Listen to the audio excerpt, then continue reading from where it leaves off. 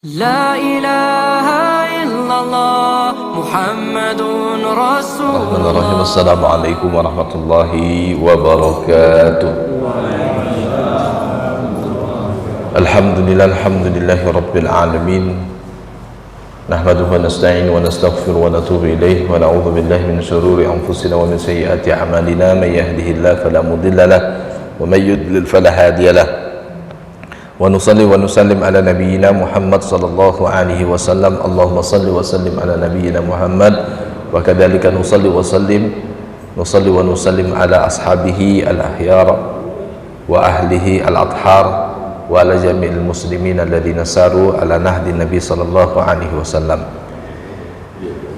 Hadirin yang dimuliakan Allah, pertama-tama kita bersyukur kepada Allah. Walhamdulillah, pada pagi hari ini kita mendapat limpahan nikmat, limpahan rahmat dari Allah Subhanahu wa taala, sehingga hati kita dan secara fisik digerakkan oleh Allah, dimudahkan untuk bisa hadir ke masjid ini menunaikan sholat subuh berjamaah, yang dikatakan Nabi sallallahu alaihi wasallam bahwa termasuk keberkahan yang akan diberikan kepada umatnya itu apabila umatnya itu berpagi-pagi menuju kebaikan, berpagi-pagi menuju usaha, berpagi-pagi beraktivitas. Rasulullah pernah mendoakan, Allahumma barik li ummati fi bukuriha, ya Allah berkahilah umatku yang mereka beraktivitas di pagi hari, dalam artian berpagi-pagi atau bersegera melakukan aktivitas. Walhamdulillah, kita pagi hari ini sudah digerakkan untuk bisa hadir sholat di masjid ini berjamaah.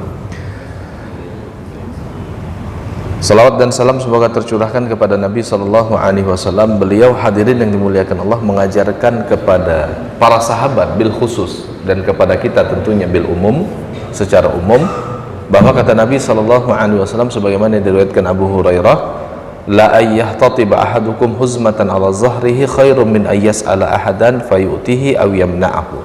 Bahwa seseorang itu yahtatib ahadukum huzmatan, seseorang itu mencari kayu bakar lalu kemudian dia pikul kayu bakar, itu lebih baik baginya daripada dia meminta-minta, daripada dia menjadi pengemis kalau konteks kita hari ini, lalu kemudian orang-orang memberi dia atau orang-orang tidak memberi dia. Nah, maka dari sini hadirin yang dimuliakan Allah, Nabi Shallallahu alaihi wasallam pertama mendorong para sahabat untuk berusaha. Bahkan Nabi Shallallahu alaihi wasallam mengatakan, wa inna nabiyallah Daud alaihi salam kana ya'kulu min amali yadi.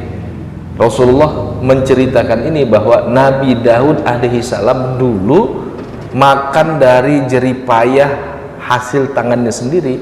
Konteksnya itu untuk mendorong para sahabat agar menjadi muslim yang produktif.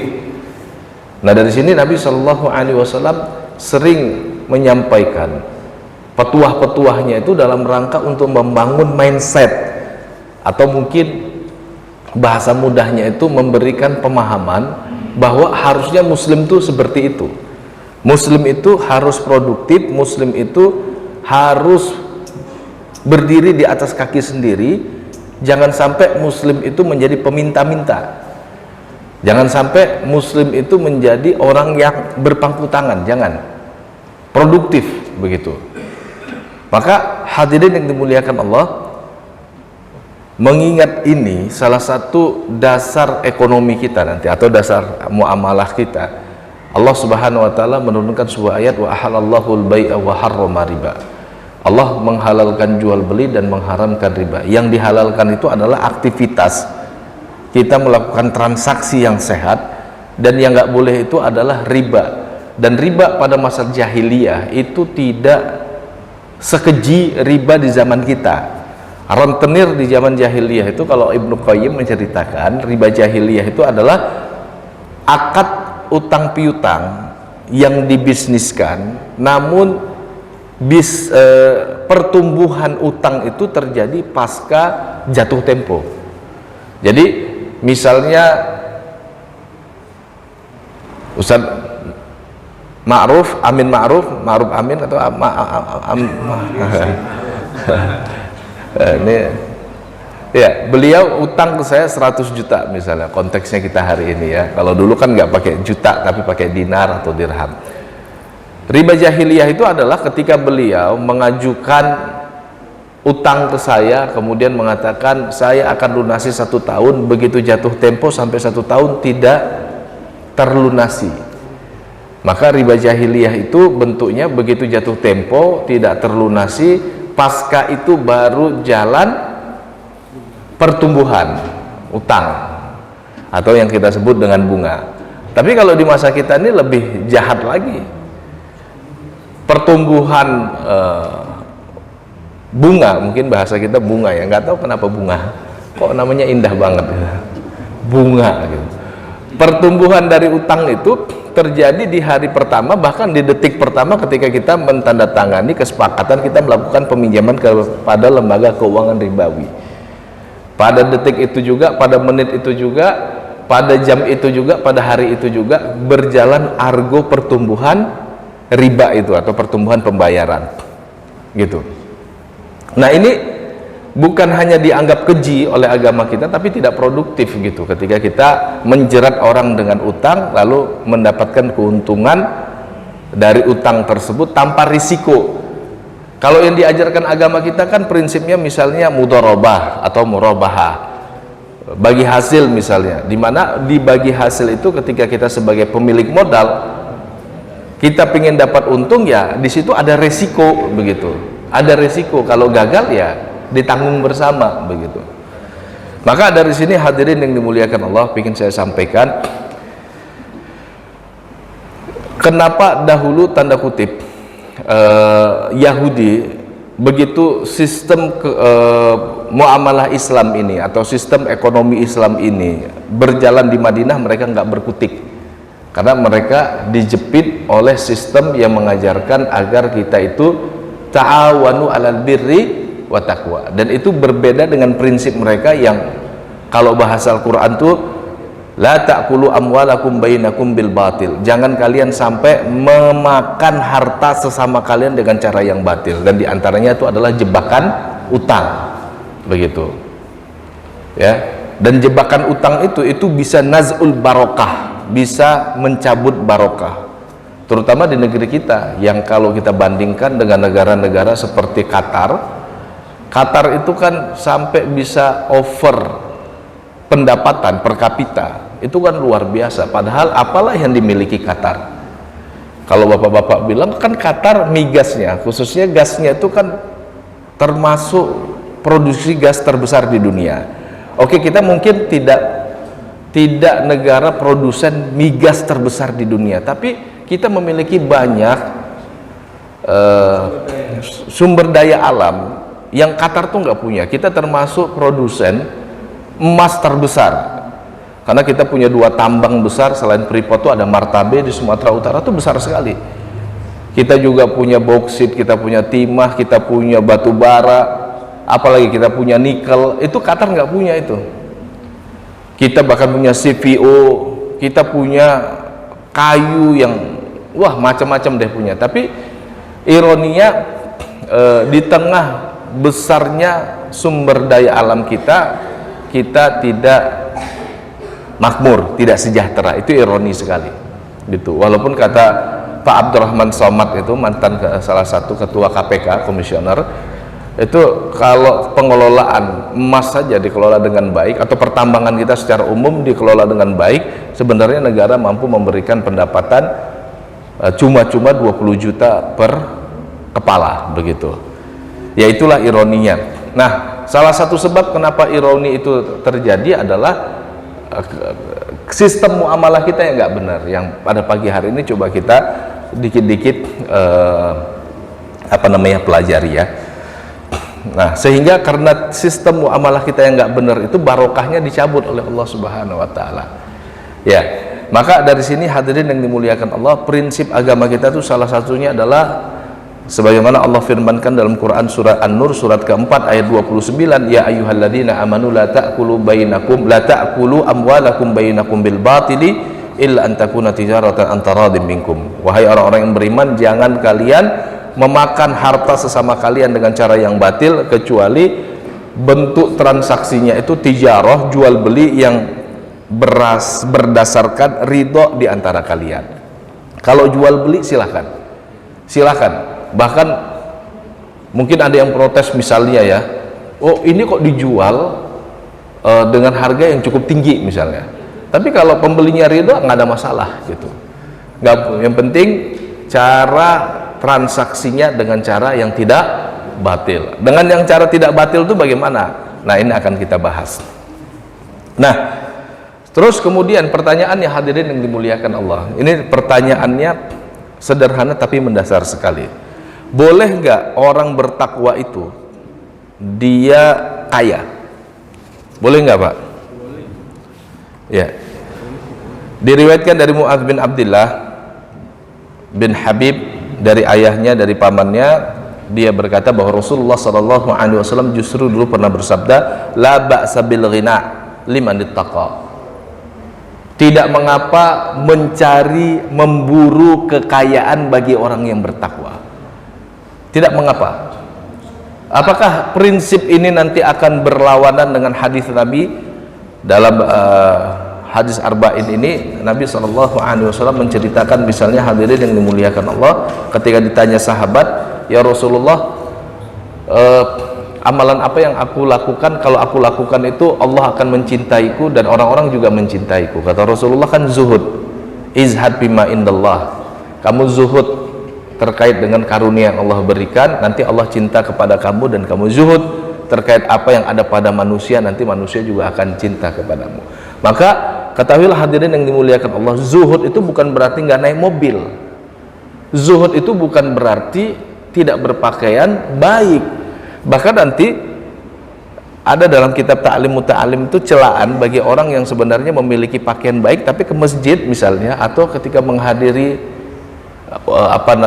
semacam walimah atau acara syukuran. Syukuran ini kan banyak, syukuran nikah, syukuran mau naik haji, syukuran, lalu kemudian pakaiannya itu compang-camping, karena yang demikian itu bisa menjadi sebab fakir gitu, kata Sohib Ta'lim Muta'alim, kata penulisnya itu. Jadi zuhud itu bukan begitu, pakaian kita kusut ya, pakaian putih udah nggak kelihatan putih misalnya, bukan. Justru bagian dari bersyukur itu adalah ketika kita datang ke masjid, kita itu memakai pakaian terbaik kita, perhiasan terbaik kita gitu, karena kita sedang datang menuju Allah. Maka Ibnu Taimiyah rahimahullahu ta'ala ketika beliau menyimpulkan makna zuhud, kata beliau itu adalah zuhud itu tarku ma la ya'ni lil akhirah. Itu dia kesimpulannya, kata beliau. Zuhud itu adalah justru meninggalkan sesuatu yang tidak bermanfaat untuk kehidupan akhirat kita. Zuhud itu bukan meninggalkan kekayaan. Sekali lagi, dulu para sahabat pun pernah mengeluh ke Rasulullah SAW ketika orang-orang kaya itu, kata para sahabat, bisa tasbih. Kata mereka, kalau orang-orang kaya kami tasbih, mereka tasbih, tapi mereka mendapatkan keutamaan dengan bifuduli amwalihim, dengan harta mereka. Mereka bisa sedekah, mereka bisa zakat. Orang miskin nggak bisa sedekah, nggak bisa zakat, nggak bisa wakaf, begitu. Maka dari sini hadirin yang dimuliakan Allah, salah satu kesimpulan menarik dari kalangan fuqaha itu adalah, atau ahli fikih, kalau kita bisa kaya, lalu kemudian kekayaan kita ini kita bisa manfaatkan untuk sedekah, untuk pintu-pintu kebaikan, maka ini lebih baik. Sebagaimana kata Nabi SAW, la ba'sa bil ghina liman ittaqa. Enggak apa-apa memburu kekayaan bagi orang yang bertakwa itu. Karena orang yang bertakwa itu kalau kaya nanti bisa menjadi sebab-sebab kebaikan. Bayangin kalau semua kaum muslimin itu fakir, bawaannya zikir mulu. Zikirnya nggak salah, tapi kalau nggak mau kerjanya itu bermasalah. Sementara Nabi SAW mengajarkan kepada kita, ma'akala ahadun ta'aman qattun khairun min ayyakula min amali yadih. Tidak ada satu makanan yang paling baik yang dimakan seorang muslim itu kecuali adalah makanan yang dihasilkan dari jerih payah tangannya. Rasulullah ketika menyatakan ini mendorong para sahabat untuk menjadi muslim yang produktif. Maka sekalipun kenyataannya ada muslim namanya ahlu suffah, tapi mayoritas muslim di zaman Nabi itu mereka adalah kalau nggak pedagang ya petani, begitu. Bahkan kalau kita lihat dalam kitab-kitab sirah itu, yang namanya Umar itu petani yang apa ya bahasanya tuh produktif modernis begitu, karena Umar itu sering melakukan akad musyakoh. Musyakoh itu Umar punya tanahnya kemudian istakmalahu ahli hadal bilad, atau dia gunakan penduduk setempat untuk menjadi penggarap, nanti hasilnya dibagi dua gitu. Dan itu bukan 1-2 tempat, tapi dibuat skalanya banyak begitu gitu. Jadi dia berpenghasilan dari situ tuh, di mana-mana punya tanah, kemudian tanahnya diproduktifkan dengan cara kerjasama dengan penduduk setempat. Rasulullah bahkan pernah diriwayatkan, kata Ibnu Umar, istakmala ahlu Khaybar. Rasulullah tuh pernah menggunakan penduduk Khaybar dalam ihyaul mawad, istilahnya tuh, menghidupkan lahan atau menggarap. Nama akadnya musaqqat. Nanti dibagi dua, bisyatri, kata Ibnu Umar tuh dibagi dua hasilnya itu. Nah, maka dari sini hadirin yang dimuliakan Allah, justru kaya itu tidak berbenturan dengan prinsip zuhud. Karena zuhud itu bukan berarti tidak kaya, tidak punya uang, tidak punya penghasilan banyak, enggak. Zuhud itu adalah ketika kita meninggalkan sesuatu yang tidak bermanfaat untuk kebaikan akhirat kita. Kekayaan itu justru bermanfaat, karena kalau nggak kaya nggak bisa umroh, nggak kaya nggak bisa haji, nggak kaya nggak bisa infak, nggak bisa sodakoh, nggak bisa wakaf. Banyak kebaikan yang nggak bisa kita lakukan dengan kemiskinan. Makanya para sahabat sekali lagi mereka pernah mengeluh ke Rasulullah, dhahaba ahlul fudul bil ujur. Orang-orang kaya itu ya Rasulullah, mereka mendapatkan banyak pahala dengan kekayaan mereka. Kalau kami tasbih, mereka bisa tasbih. Kalau kami tahmid, mereka bisa tahmid, hamdalah. Kalau kami tahlil, mereka bisa tahlil. Tapi kalau mereka sodakoh, kami nggak bisa sodakoh begitu. Nah, maka dari sini hadirin yang dimuliakan Allah, tadi ya Rasulullah mendorong kita untuk memiliki penghasilan, dan para sahabat sekali lagi mereka adalah orang-orang yang produktif. Ada yang jadi pedagang, jadi petani, begitu selanjutnya. 6.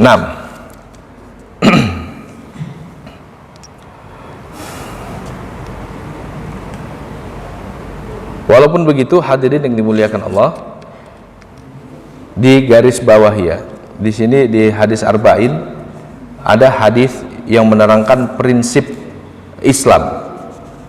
Nah, ini kita mulai masuk nih, bahwa Rasulullah Shallallahu Alaihi Wasallam pernah mengatakan, sebagaimana diriwayatkan Abu Hurairah dari Nabi Sallallahu Alaihi Wasallam, man nafasa an mu'minin kurbatan min qurabid dunya nafasallahu anhu kurbatan min qurabi yaumil kiamah. Orang yang menghilangkan kesulitan seorang mukmin di dunia, maka Allah Subhanahu wa taala akan menghilangkan kesulitannya pada hari kiamat. Man yassara ala mu'sirin yassarallahu fid dunya wal akhirah. Orang yang memudahkan urusan orang dalam keadaan sulit, maka Allah akan mudahkan urusannya di dunia dan di akhirat.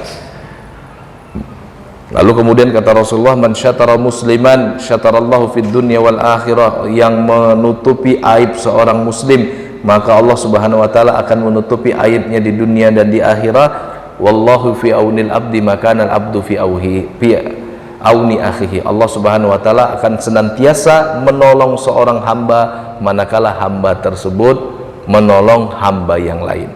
Lihat, prinsip Islam ini luar biasa hadirin yang dimuliakan Allah, karena ini berlawanan dengan prinsip kapitalisme begitu, yang di otaknya itu cuan.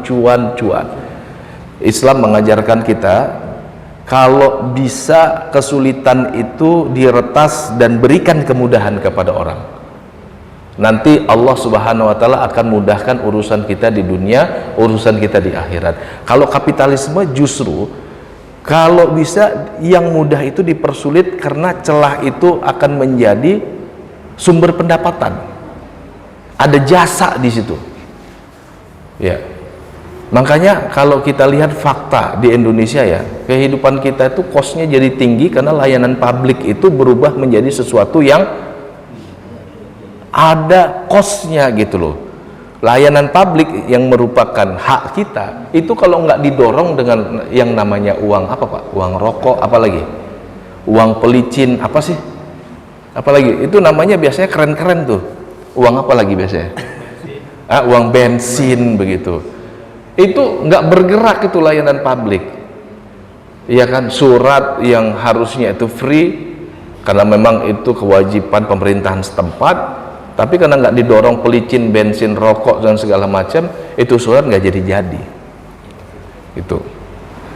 Artinya apa? Sesuatu yang harusnya mudah dipersulit bagi kapitalisme itu adalah peluang atau celah cuan, gitu, celah uang begitu. Tapi kan itu akan merusak tradisi atau merusak kebiasaan di masyarakat. Itu lama-lama berubah menjadi syarat. Nanti kalau dalam kaidah fiqhiyah itu ada istilah al-adatu kal masrud. Lama-lama yang namanya kebiasaan itu berubah menjadi syarat. Kalau nggak ada itu nggak jalan. Nah, ini problemnya hadirin yang dimuliakan Allah. Karena yang demikian ini termasuk memakan harta dengan cara yang batil. Iya kan? Tadinya itu adalah layanan publik tapi berubah menjadi sesuatu yang ada nilainya begitu. Nah, itu bisa menciptakan ketidakberkahan. Maka Rasulullah SAW hadirin yang dimuliakan Allah itu memerintahkan kita ketika beraktivitas maksudnya beraktivitas ekonomi, baik di situ adalah kita bekerja, apalagi kita jual beli, maka lakukanlah dengan cara yang baik. Nah, di antara jual beli Rasulullah itu mengajarkan kita Pak, setiap kali masuk ke pasar itu doa. Nah, ini menarik nih ya. Dulu Salim bin Abdullah bin Umar itu pernah menceritakan, putra Umar bin Khattab, cucu Umar bin Khattab, anak dari Abdullah bin Umar, itu pernah menceritakan bahwa ayahnya pernah ngomong dari kakeknya, dari Umar bin Khattab, bahwa Rasulullah SAW qala hina yadkhulus suq, Rasulullah itu kalau mau masuk ke pasar doa la ilaha illallah wahdahu la syarikalah walahul hamdu yuhyi wa yumitu wa huwa hayyun la yamutu biyadil khair kulluhu ala wa huwa ala kulli syai'in qadir. Ini kalau doa ini dibaca, kata Rasulullah SAW, kataballahu lahu alfa alfin hasanah, Allah Subhanahu wa taala akan mencatat si fulan yang masuk ke dalam pasar ini mendapatkan 1.000.000 kebaikan. Wa maha anhu alfa alfin sayyi'at, dan Allah Subhanahu wa taala akan menghilangkan 1.000.000 keburukan darinya. Bahkan bunyalahu baitan fil jannah, akan dibangunkan untuknya istana di surga. Ini Rasulullah SAW mendorong kita begitu mau melakukan aktivitas transaksi jual beli khususnya, itu dimulai dengan berdoa kepada Allah Subhanahu wa taala, meminta kepada Allah agar aktivitas itu diberkahi dan dijauhi dari sesuatu yang merusak aktivitas kita. Dalam hal ini misalnya keinginan-keinginan yang buruk gitu ya. Karena pasar ini berpeluang menjadi pintu syaitan. Ini menarik karena saya pernah diskusi, waktu itu saya rapat dengan Pak Yusuf Kalla. Rapat rame. Pak Yusuf Kalla itu protes ketika Ustadz Jazir pernah cerita di masjidnya Pak Hidayat Nur Wahid di Klaten bahwa pasar itu tempat atau sarang syaitan, sedangkan masjid itu adalah tempat atau sarang kebaikan. Bagi Pak Yusuf Kalla justru pasar itu adalah tempat kebaikan, karena kalau nanti pasar dimaknai tempatnya syaitan, justru pasar itu akan dijauhi kaum muslimin, yang ada akan melahirkan kemiskinan, kata beliau. Akhirnya beliau diskusi sama Pak Hidayat Nur Wahid, bahkan beliau telepon, kata beliau Pak Quraisy Shihab. Dalam rapat itu saya tidak menyatakan pendapat karena memang kondisinya tidak bisa menyatakan pendapat. Tapi waktu sholat saya pepet beliau. Saya bilang begini, Pak, sebenarnya maksud hadis itu tidak seperti itu. Bahkan di masjid sekalipun kita bisa melakukan transaksi asal bukan di area tempat sholat. Kalau kita transaksinya di dalam masjid, ya memang Nabi SAW mengecam hal yang demikian itu.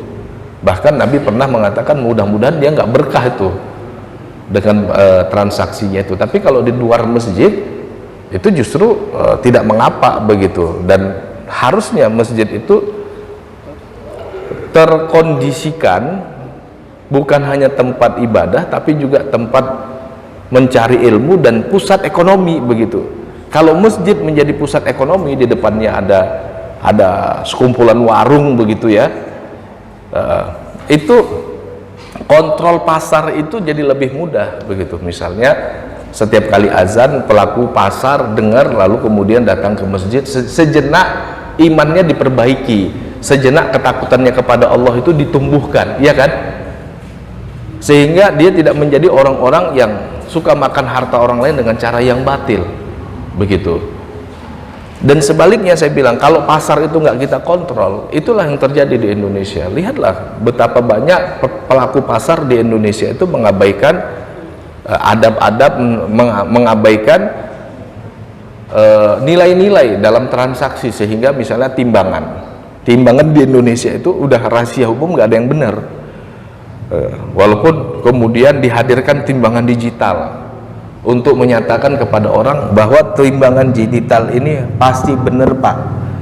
Kok ada timbangan digital? Atau kalau kita ke SPBU, kenapa ada lisensi Pak bahwa ini pasti sesuai takaran? Karena memang di Indonesia ini problem, iya kan?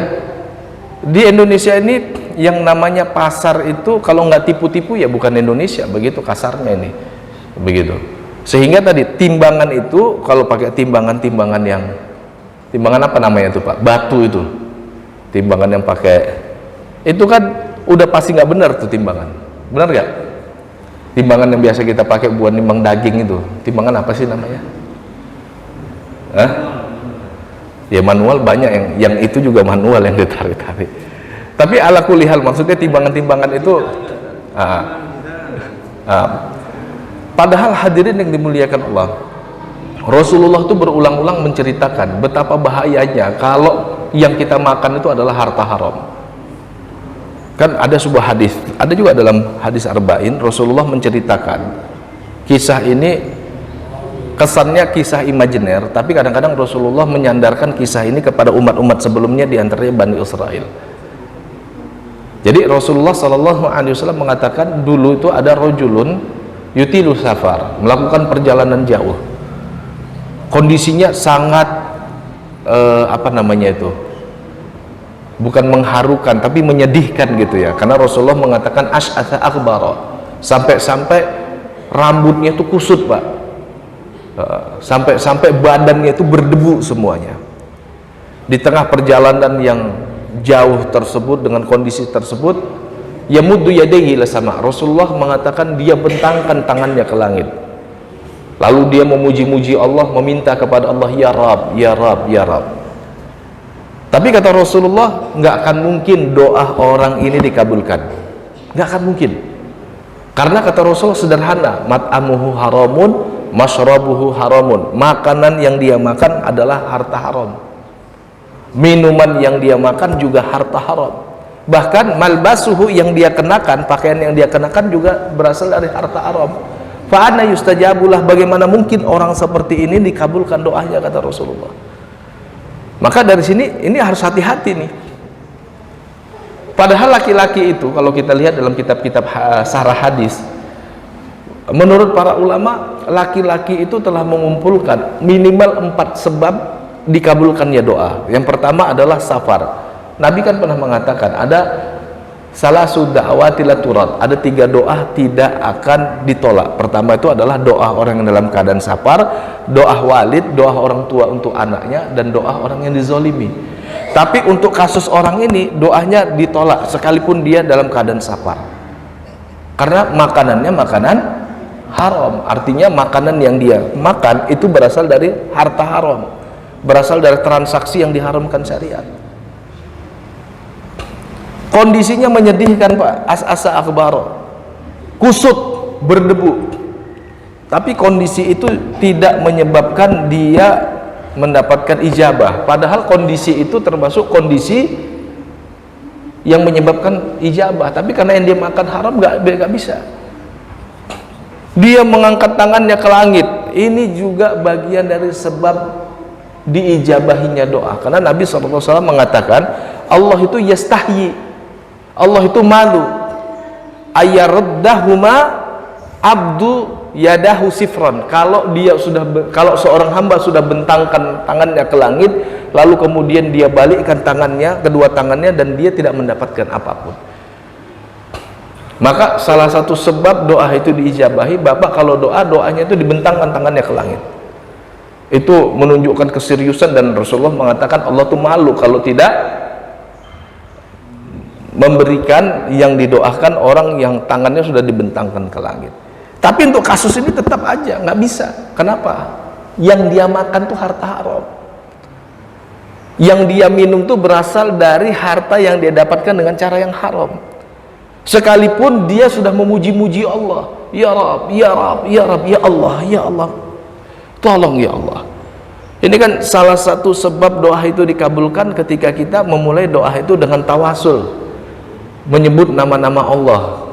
Walillahil asmaul husna fad'u biha, kata Allah, Allah itu memiliki nama-nama yang baik, maka berdoalah dengan menyebut nama-nama yang baik itu. Tapi dalam kasus ini nggak bisa, karena yang dia makan itu berasal dari harta haram atau dia dapatkan dengan cara yang haram. Nah, ini perlu digarisbawahi. Makan harta haram itu naz'ul barokah, akan menghilangkan keberkahan. Dan saya melihat salah satu sebab kenapa terjadi ironi di Indonesia, kita memiliki sumber daya alam yang melimpah tapi justru kekurangan secara ekonomi. Kita memiliki luas bentangan tanah atau daratan yang luas sekali, tapi ironi sekali banyak orang di Jabodetabek khususnya tidak memiliki tanah, tidak memiliki rumah. Dan pada saat yang sama, lebih ironi lagi, ada orang memiliki tanah dengan rasio tanah yang gila sekali, misalnya 1000 hektar gitu. Ini salah satu sebabnya karena transaksi atau sistem muamalah haram bergulir berjalan di Indonesia. Ya, Rasulullah Shallallahu Alaihi Wasallam ajarkan salah satu transaksi haram yang dikecam oleh Rasulullah Shallallahu Alaihi Wasallam di zamannya itu adalah bai'ul gharar, Pak, namanya. Dan itu di Indonesia bisa dikatakan termasuk yang populer. Bai'ul gharar itu adalah jual beli yang terkandung unsur ketidakjelasan di situ. Makanya Rasulullah Shallallahu Alaihi Wasallam dahulu, kata Abu Hurairah, naha an bai'il hasa wa an bai'il gharar. Dulu Rasulullah Shallallahu Alaihi Wasallam melarang jual beli hasa. Jual beli hasa itu jual beli kalau tongkatnya itu, hasa itu kan tongkat, pokoknya dilempar tongkat, nanti tongkatnya kena mana, itulah yang akan diambil. Konteksnya kalau yang paling sederhana itu kalau yang kita lihat di pasar malam itu beli gelang lalu dilempar, itu yang sederhana. Tapi kan nanti dalam transaksi kita, kalau kita rinci satu-satu tuh banyak ketidakjelasan dalam transaksi kita. Apalagi transaksi kita sekarang berubah dari transaksi offline ke online. Di online itu banyak banget ketidakjelasannya, gitu ya. Nah, termasuk juga hadirin yang dimuliakan Allah, ini sedikit kita nyambung kepada transaksi yang diharamkan itu. Selain tadi bai'ul gharar yang mungkin akan kita bahas sedikit demi sedikit nantinya, juga sihir paling besar di abad ini yaitu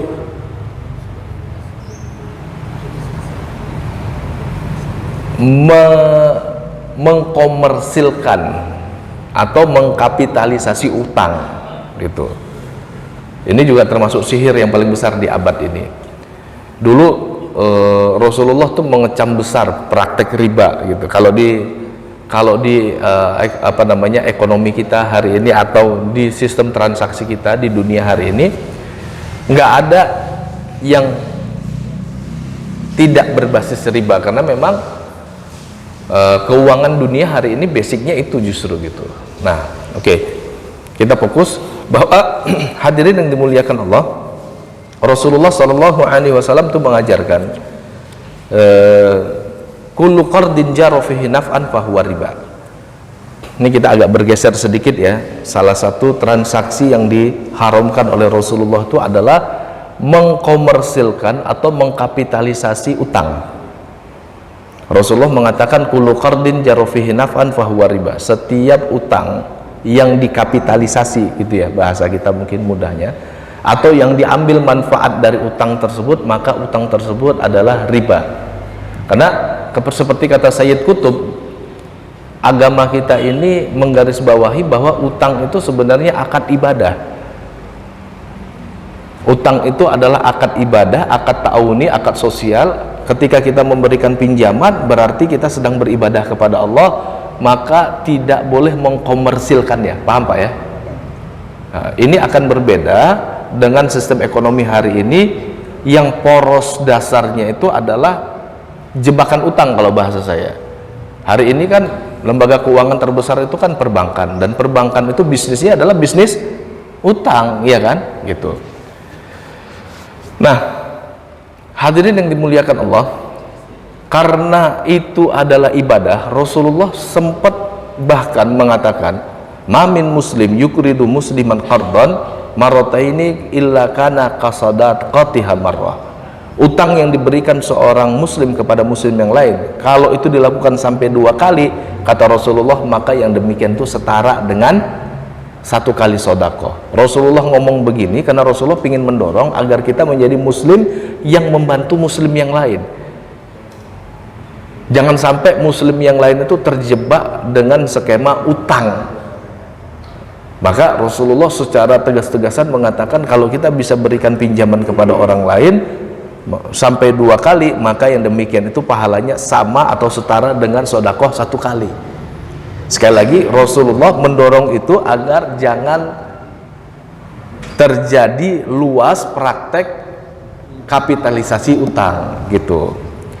Walaupun untuk fakta di zaman kita nih, kita hati-hati juga Pak ketika memberikan utang. Ini bukan berarti saya ingin mendorong Bapak secara gegabah memberikan utang kepada orang lain. Nah, sehingga utang di zaman Rasulullah itu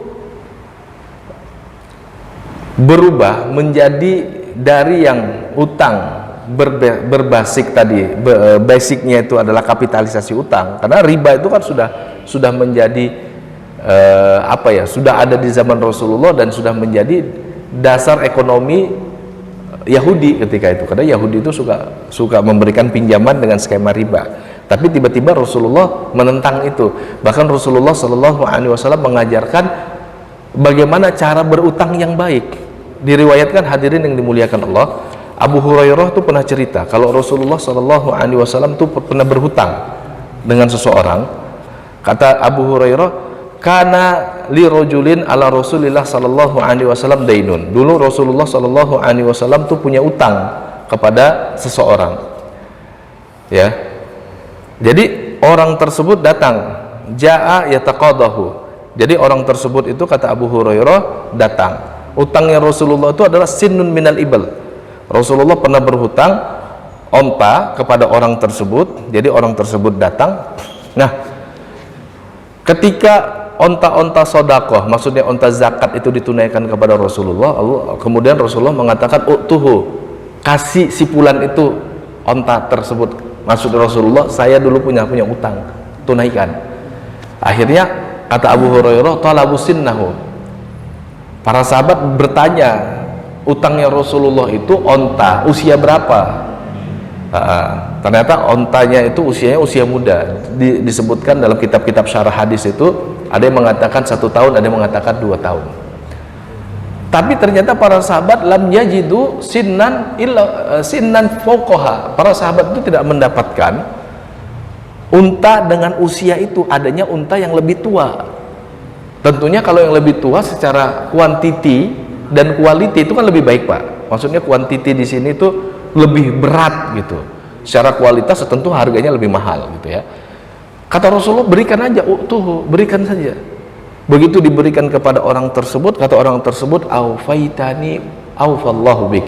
Ya Rasulullah, engkau telah memberikan atau menunaikan utang dengan cara yang sangat sempurna. Mudah-mudahan Allah menyempurnakan keberkahannya kepadamu.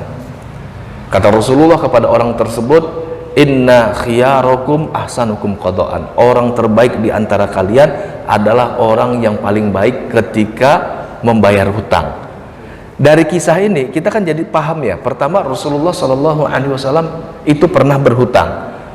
Artinya karena perbuatan Rasulullah ini sebenarnya utang itu jadi jais, boleh. Kita kalau punya kebutuhan kemudian kita berhutang ke orang lain, itu boleh, nggak ada masalah. Dan orang lain yang membantu kita dengan memberikan pinjaman kepada kita, itu dia dapat pahala, karena dia telah melakukan prinsip agama ini, ta'awanu 'alal birri wa taqwa, kerjasama dalam prinsip ketakwaan. Dia telah memudahkan urusan orang lain yang dalam keadaan sulit. Kata Rasulullah, man yassara ala mu'sirin yassarallahu fid dunya wal akhirah. Yang memudahkan orang dalam keadaan sulit, nanti Allah mudahkan di dunia dan di akhirat. Begitu. Nah, yang ketiga, ketika kita sudah berhutang, dimudahkan urusan kita, dibantu kita, maka kita nggak boleh nyulitkin orang lain. Rasulullah tadi ya kita lihat mengajarkan secara perbuatan bagaimana tuh adab berhutang.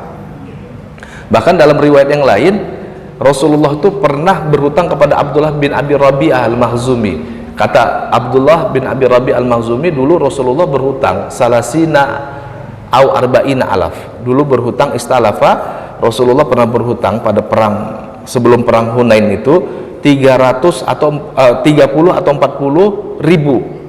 Jadi ketika Rasulullah sampai di Madinah, Rasulullah bayar utang. Begitu dia bayar utang, dia katakan, barakallahu fik, barakallahu laka fi ahlika wa malika. Semoga Allah memberkahi kamu, memberkahi hartamu, dan memberkahi anak keturunanmu atau keluargamu. Kata Rasulullah, innamal jazaul salaf, sesungguhnya balasan orang yang memberikan utang itu al-wafa walhamdu, yaitu kita tunaikan dengan cara yang baik utang tersebut dan kita berterima kasih, gitu. Makanya poin ke selanjutnya, Rasulullah tuh marah banget ketika ada orang punya utang tapi dia tidak memprioritaskan utangnya. Dia mampu bayar tapi nggak mau bayar, Pak. Entar sok, bahkan sudah ditagih tapi nggak mau bayar atau nggak menyegerakan, entar aja deh, gitu. Maka Rasulullah mengatakan, matolul ghani zulmun. Orang yang mampu bayar utang tapi tidak dia bayar utangnya, ini adalah kezaliman. Atau konteks lebih tegasnya lagi, yang punya utang dia tidak memprioritaskan bayaran utangnya, maka ini adalah kezaliman. Orang udah bantu kita kan. Nah, kalau kita bisa memudahkan urusan orang lain, kenapa kita persulit begitu? Orang udah bantu kita, gitu. Makanya Rasulullah pernah mengatakan begini, la yul wajid, ada orang punya uang wajid tapi nggak mau bayar utang, yahillu irdahu uqubatahu. Orang yang sengaja dia punya uang, katakanlah dia memiliki kekayaan atau paling tidak kemampuan, dia nggak mau bayar utang, bukan lagi tarsok, memang ketika ditagih nggak mau, maka orang ini, kata Rasulullah, irdahu, kehormatannya itu boleh dihalalkan, bahkan ukubatahu, halal baginya itu hukuman. Maksudnya begini, aslinya Rasulullah itu mengajarkan kepada kita, man talaba haqqan falyatlubhu fi afafin. Orang yang minta haknya, dalam hal ini minta atau nagih utang, maka tagihlah utang itu dengan cara afaf, dengan cara yang baik, wafin o ghair wafin, baik dia tunaikan atau dia belum bisa tunaikan.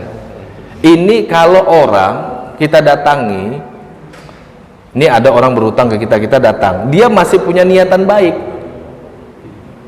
Ketika dia punya uang, dia bayar, dia cicil. Misalnya kalau nggak punya uang, dia ngomong baik-baik, Pak, saya belum mampu, Pak, tolong Pak diberikan keluasan waktu misalnya. Tapi kalau ada orang nggak punya niatan baik, misalnya kita tagih malah lebih galak, maka kita bisa mengadukan, paling nggak ya dalam sistem peradilan Islam, kita bisa mengadukan dia kepada hakim.